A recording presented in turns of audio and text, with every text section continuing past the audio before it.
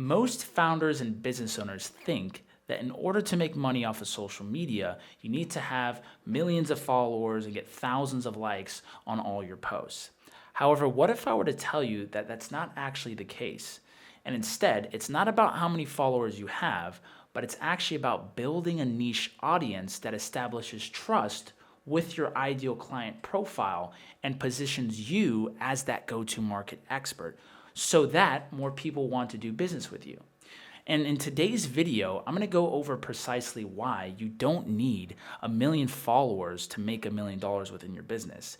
And I'm going to share tips that will transform the way that you think about social media and content creation as a business owner. Now, if you would like to learn more about building a personal brand so that you could grow your business in 2025, go ahead and click the link in the description and you can book a call with myself where we'll go over a custom step-by-step roadmap for you in order to make sure that you could scale your business in 2025. Now let's go ahead and hop into the video and talk about first the number one growth myth that I see from talking with different prospects and talking with different clients. And that is followers equals growth. And in some cases, it is true. Having more followers will allow you to grow more as a business. However, in most cases, it does not directly correlate with growth. For example, if you're a company and your ideal client profile is IT managers within the healthcare space, if you have a whole bunch of followers that are grandmothers, right, that live in North Dakota, it doesn't really matter that they're following you because they're not actually ever going to buy your product and they don't really care much about what it is that you're saying.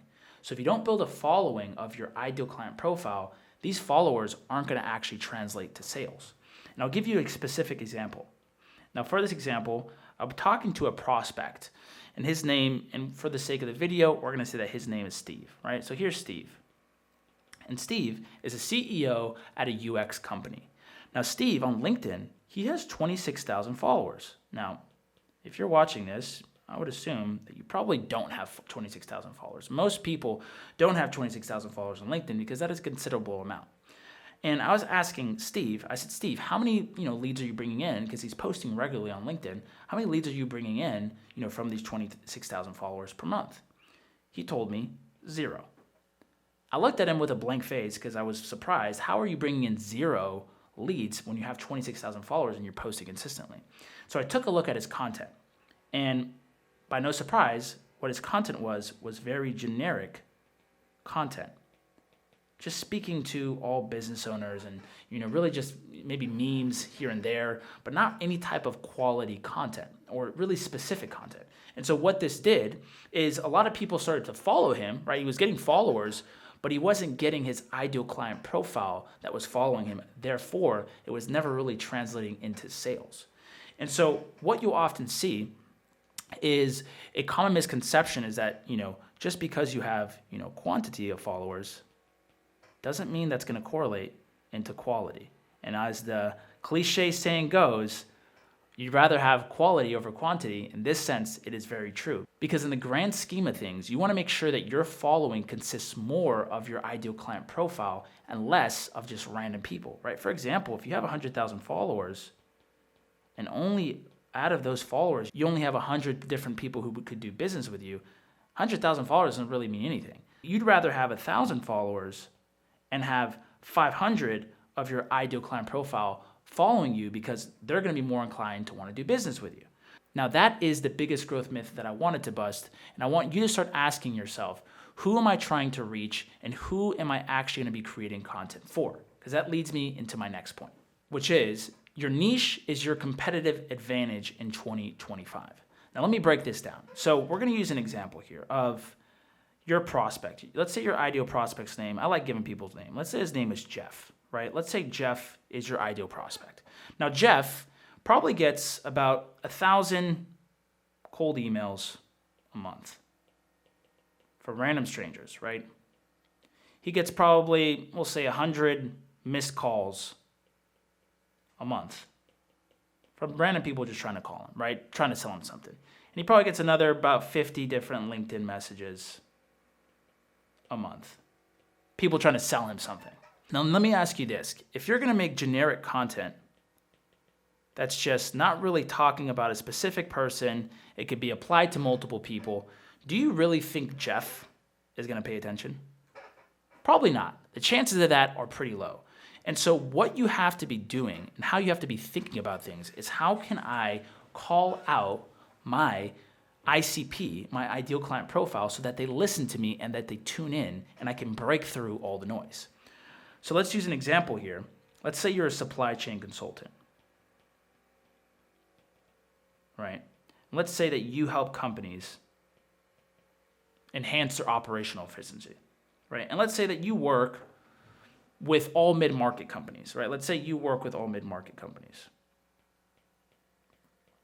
Now, let's say you make a post on, hey, here's 5 tips that you can use as a mid-market company to enhance your operational efficiency. That post isn't really that compelling, right? Because it's pretty broad, right? You're a mid-market company, and I'm going to teach you how to, enhance your operational efficiency. Now, instead, if you were to create a post that was for manufacturers, under $100 million, and you were talking to the operational executives,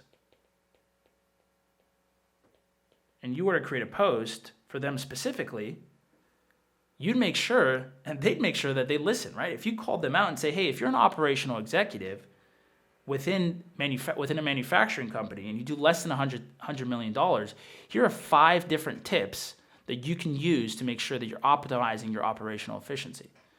That message right there is going to break through the noise and be able to connect with people. And if you can build a following of these specific ideal client profiles, you're going to be able to speak and build more trust with them, right? Because what we're doing here is, because there's so much noise within the market, the only way to really break through and create content that's going to resonate with folks is if you're niching down and you're talking about a specific demographic. Now that leads me to my last point about why this is all important and why we're doing all of this in 2025. And ultimately, it's because trust equals sales. And what we're doing throughout this process by building a niche following, is that we're establishing trust. We're making ourselves become the go-to market expert. Because if you niche down, and I was having this conversation with a client the other day, and they were like, hey, I don't want to limit myself by just niching down and only being able to work with those people. Now, yes, you may be limiting yourself in the sense of you may not be able to go after all these different people. However, you're going to be able to build so much more market resonance, and you're in a less competitive market. It's like being a big fish, right? I don't know how to draw a fish. Let's say that's a fish right there.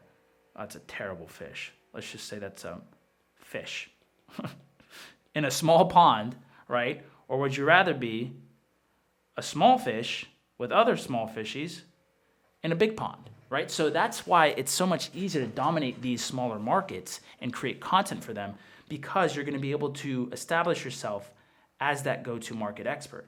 And if you're that go-to market expert, you're going to be able to build trust with prospects. And as you know, I'm going to show you a graph here. With what you're selling and the price point, you're going to need more trust. So this is especially important for you if you have a higher ticket size deal. Because if you're selling higher ticket, you're going to need to build more trust, right? Because the higher and higher your price is, the more and more trust you have to build. And so if you can establish yourself as that go-to market within that small pond, you're going to be able to build more trust and be able to charge higher prices and be able to have people pay you more for what it is that you do. So I hope I've been able to explain to you why you don't need millions of followers to make money within your business. And instead, what you need to do is, 1, build a niche, and then from there, create content that's going to speak directly to them. And then from there, build trust with those people who follow you. And if you know anything about business, that trust is going to turn into revenue. So that's the simple framework that you have to follow in 2025. This was super high level, obviously, guys. Now, if you do want more of a custom step-by-step roadmap, go ahead and book a call with myself, and I'll be able to walk you through that step-by-step roadmap for you that you can build out in 2025. Now, if you did enjoy the video, make sure to like, comment, and subscribe for more content, and I hope you guys have a great rest of your day.